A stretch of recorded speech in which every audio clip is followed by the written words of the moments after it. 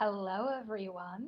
I am so excited to be with you today because we have an amazing topic to talk about. This is Mira Kelly, but you already knew that. The topic is curses. It came up in the most amazing way, and I had to bring the conversation and bring the conversation to you and bring you into the conversation. So I was talking to a client earlier today and very passionately with great great desire to understand and to figure it out and also feeling uncomfortable bringing the whole thing up. She said to me, "What is going on? Help me understand. Is my family cursed? Has somebody put a curse on my ancestors and on my family line?" And so she was saying to me how, you know, this it feels like this problem, this issue is really just with the family. And so it was success and money. That was the topic, right? Um, my grandfather struggled with money. My parents struggled with money. I am also not in a place where I want to be. My family seems that they cannot really get from this heavy place. She has been the only one who has really created a bigger and better life for herself than everybody else.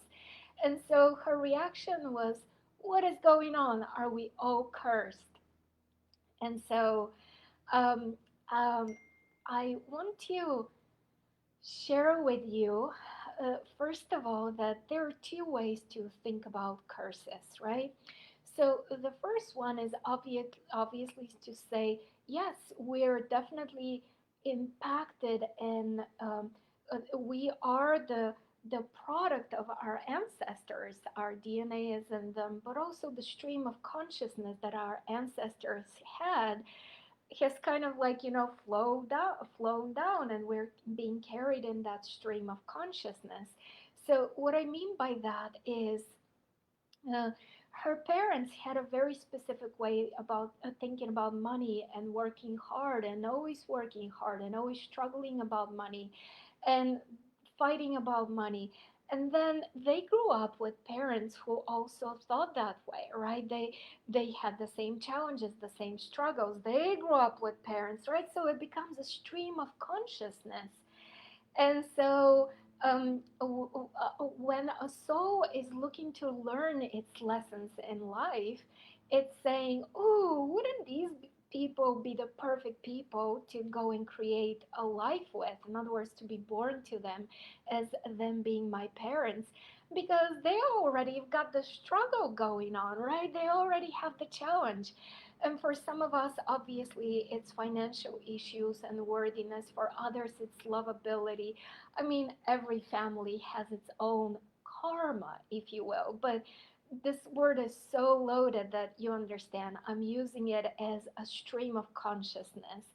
Because think about it, our parents didn't go to um, didn't hire life coaches, didn't go to self development seminars, didn't read self help and spiritual books, much less our grandparents, right? That's the way it is. And for example, talking about success and wealth, that's just the way it is. We really don't know any wealthy people around us. The wealthy guy we know in town or in our village, we don't like him.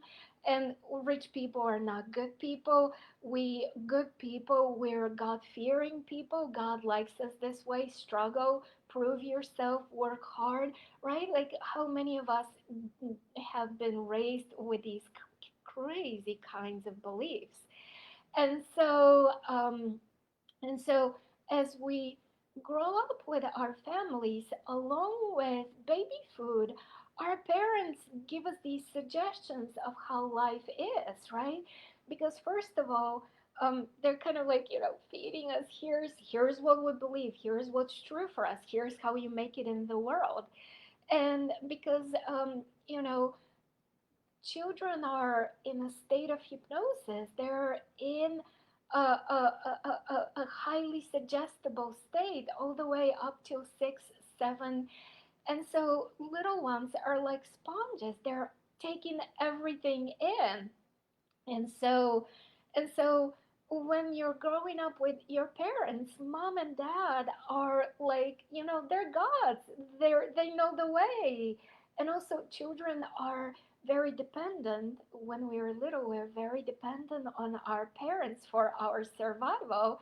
So naturally we're even more willing to play along, right? And so do you see how the ancestral line has an effect on us? Because when as a soul we come into this world, we forget it all, right? We we kind of forget that we're gods in training, that we're powerful and all loved, and everything is supposed to be easy, and there's nothing to fear.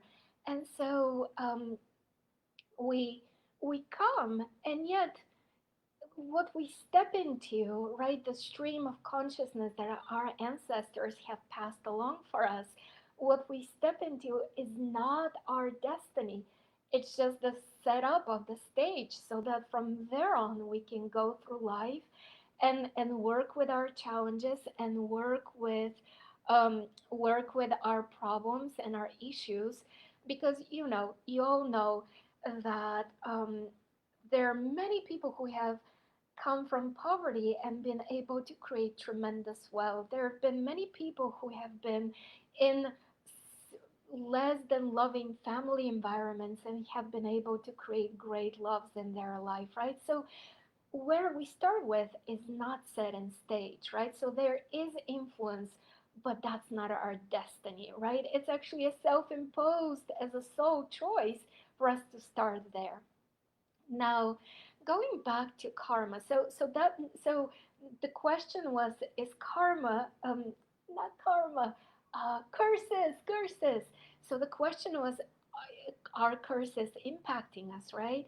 And so the answer is yes, kind of, and no, because now we spoke about the yes, kind of, right? Because there is a stream of consciousness that we emerge from, and we need to then see ourselves as, wait a minute, I'm here in charge of my life and in charge of my destiny. There's also a second reason, yes, kind of, curses have an effect, is because of this. So nobody has any power over you unless you give them power over you, right?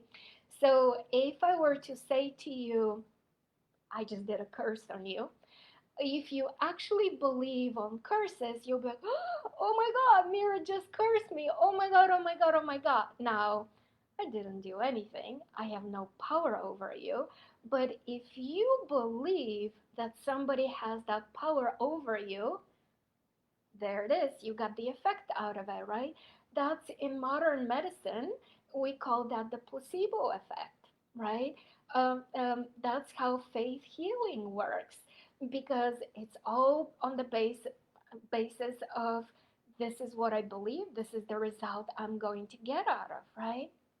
So remember, in reality, there's really no such thing as curses unless you succumb to that belief and you believe in it, right? Because once you believe, you are within a frame of reality, and you have to deal with that. So that's why I was saying to you, no, not really. There is no such thing as curses. Um, so my my my suggestion for her, and also my suggestion for you, is for you to mm, realize that this concept of curses comes up when we don't feel we have the power to impact our lives, right? When we feel that we don't have the power to have a say in our life, to direct our destiny.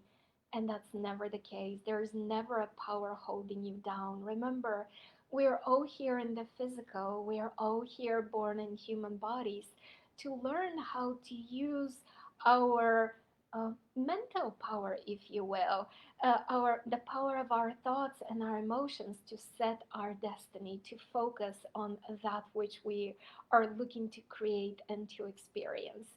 So please know that you're the captain of your ship. You're the one who is in charge of your destiny.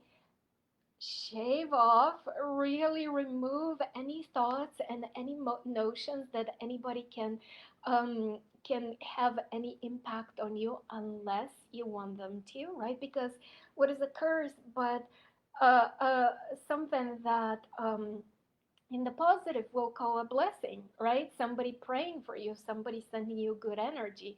So decide that there is a shield of protection around you and nothing that you don't want can come through, and you're absolutely safe. You're in charge of your life. There is really no such thing as curses. Be strong, be confident, call it like you want it to be and like you wanted to experience it. And if you're caught in the game of curses, my suggestion is you know what to do.